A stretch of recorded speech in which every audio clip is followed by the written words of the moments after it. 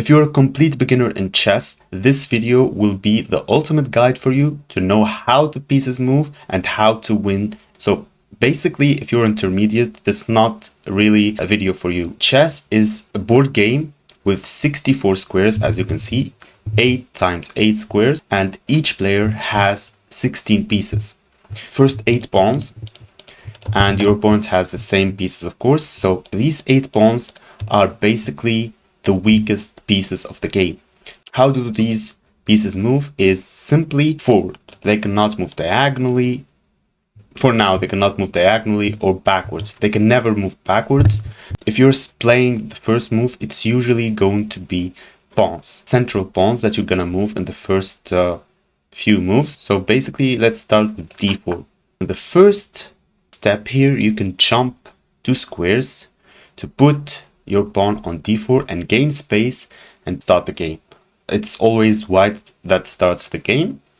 And you could also jump only 1 step ahead with the pawn.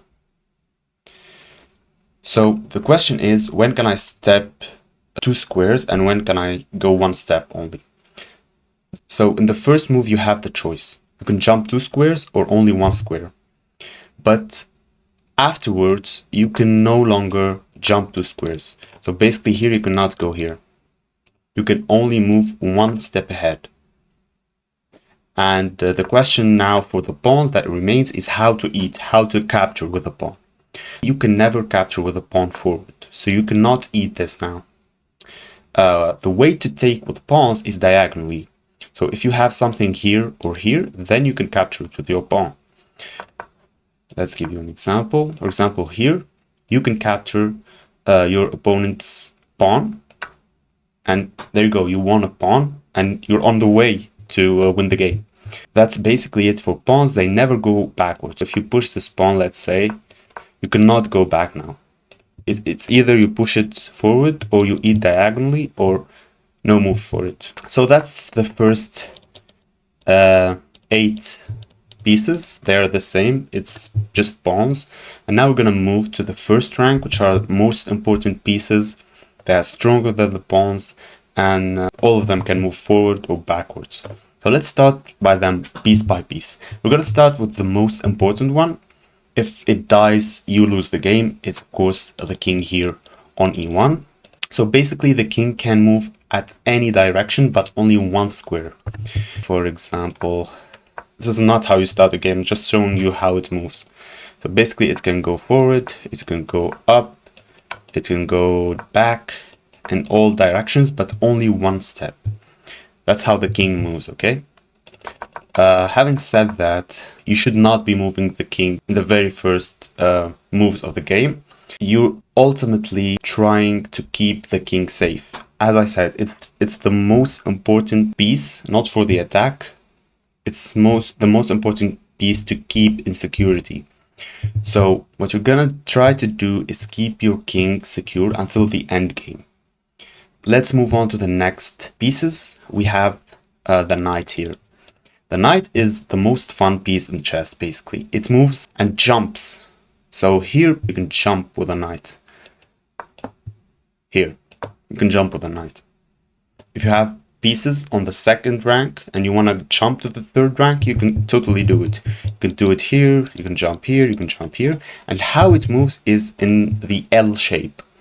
If you have a knight here, for example, I have this knight here, where can I go? You draw the L shape, which is 2 squares, then 1 square right or left.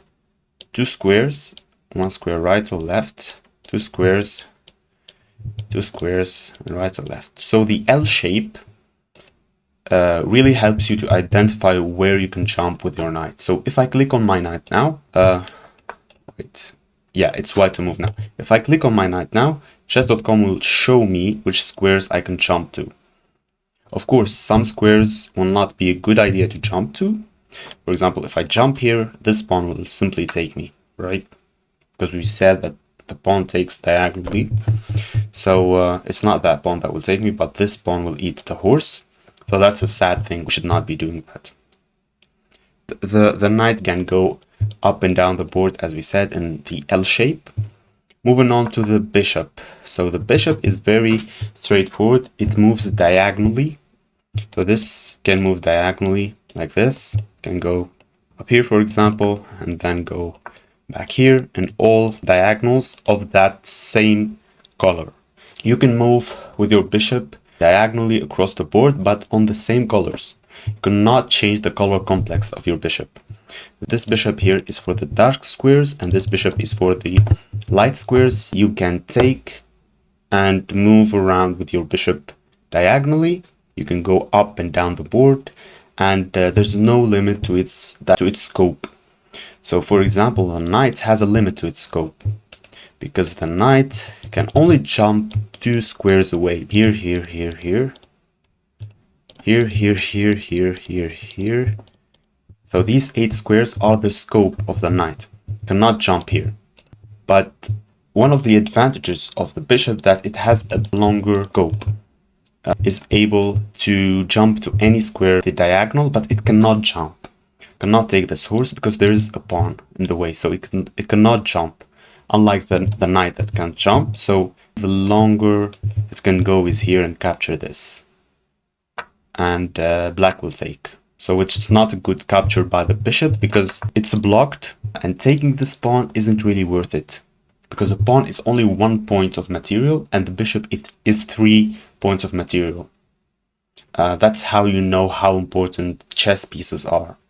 So you don't want to sacrifice this very good bishop compared to bad pawn, because the pawn is 1 point of material and the bishop is 3 points of material. The knight is also 3 points of material. This rook is 5 points of material. This queen is 9 points of material. So basically the most strongest piece on the chessboard is the queen, and the most important piece is the king, because once you lose the king, you lose the game. So now we're gonna explain the rooks. Okay, so now we're presenting Mr. Rook. So the rook has an undefined scope. It can go as far as it can go, but it goes in straight way, not diagonally like this, but horizontally or vertically. So here it goes vertically to take this pawn, for example, or it can go nonsense, for example, horizontally to take this pawn.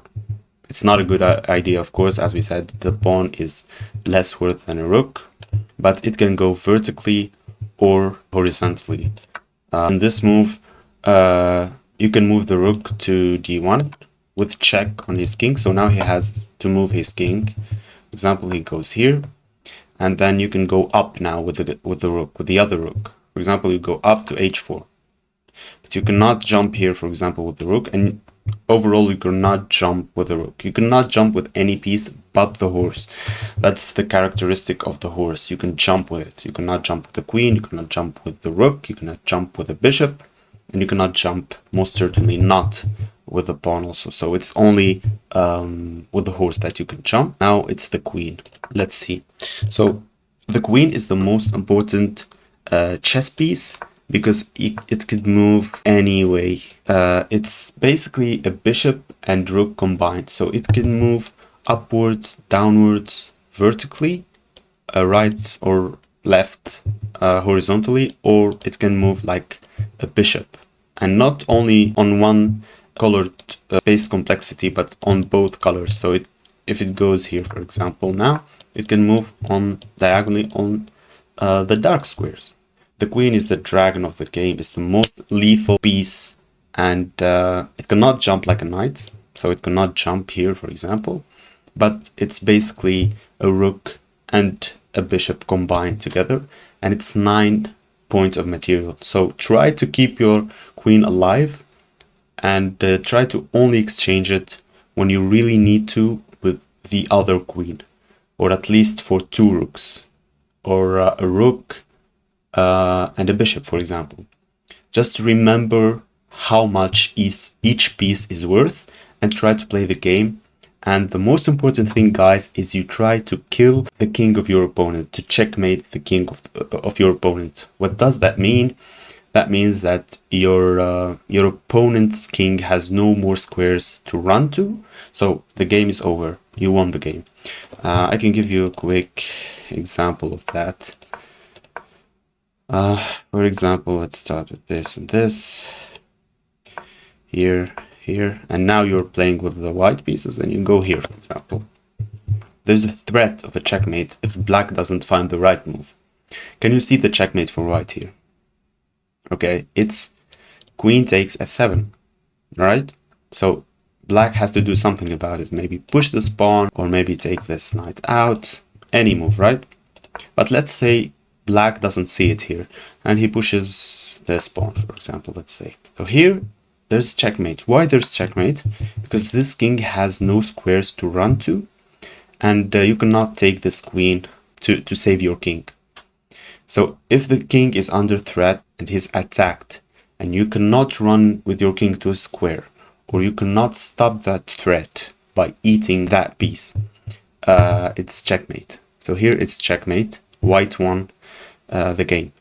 That's the fastest checkmate in chess, basically. But what will happen in most of the games is that you should start by taking the center with your pawn, push it twice the first time. Don't push it literally twice, just push it 2 steps in the first move, because you have the advantage to do that only in the first move, so do it. Then your opponent will probably do the same thing, and then just play the game. Try always, that's the most important thing, try to develop your pieces in the first moves. Do not let him develop his pieces before you do. So try to develop your pieces, jump with a knight to these squares. Let's say he plays here, you play here, jump with a knight. And then you open the scope by this push of a pawn to your bishop. So now you can jump with your bishop to any of these squares. So yeah, let's say he jumps here, and then you jump here, and you're trying to take the center, you're trying to create threat, and you're trying to win the game. Let's say now he plays here. This is now very important. I'm gonna explain to you guys what castling means. So basically, if you empty the space between the rook and the king, you can get to castle. You can castle on the king side, which is this side, where the king is close to the rook, or on the queen side you can also castle, where the rook and the king are 3 steps away from each other. So basically you want to castle on the king side usually. How you do that? First you empty the space here, and then you click on the king, and you click on this G1 square, and there we go, it's castled here. And why do we castle? To keep our king safe. So if your opponent has a big attack on this side, where do you castle? King side or queen side? Of course, queen side. How do you castle queen side? Okay, let's say your opponent is trying very hard to push pawns and attack on the queen side. So he's gaining space and he's attacking you on the queen side, on the king side, sorry. Then you develop your pieces. Here, for example, I'm just making nonsense moves. And then you empty the space, okay? Or let's say he pushes here. Then you castle here. Click on C1, and you castled on the queen side. Now your king's safe, but it's usually on the king side. If you're a beginner, you usually castle on the king side. That's it. That's chess for ultimate beginners.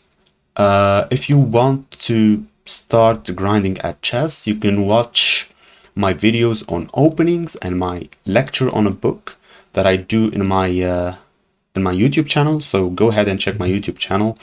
You will see the London opening. I advise you to watch the video, the London opening and the King's Indian, which are opening moves for white and for black. And that's it for today, guys. I hope you enjoyed this video. And if you want to watch me reach 2000 ELO and you want to have the same goal as me, just hit the like and subscribe button and send this video to your friends who play chess. Okay, bye guys.